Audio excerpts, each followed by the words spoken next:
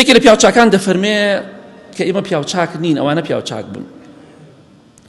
ئەگەر برایەکی خۆم بینی لو رأيت أحد إخواني ولحيته تقطر خمرا لقلت ربما سكبت علي.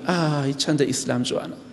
ئەگەر کەسانێک دروست بکات، ئەگەر پیاوێکم بینی عارق بەڕیشی هات بۆ خوارەوە، عارقی واتە عارقەکە بەڕیشی هات بۆ خوارەوە، مەشروب ناڵم مەشروبە خواڵم، لەوانەیە عارقەکە ڕژای بێتێ ڕیشیە نەی خوارد بێ، عزری بۆ دەهێنمەوە.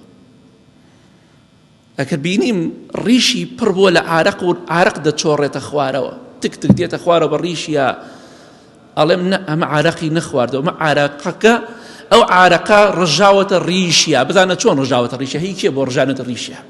ناڵم عارق خۆرە. ئەوە ئیسلامە. ئێمە واین نەبەخوا زۆر دوورین لە کۆمەلگای ئیسلام.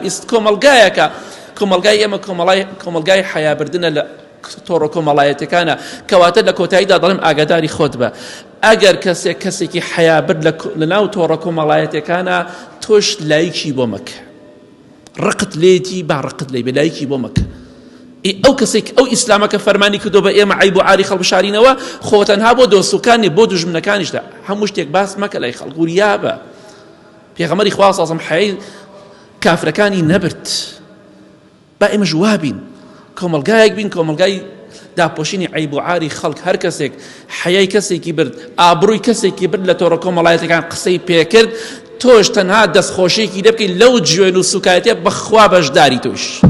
ئاگاداری خۆت.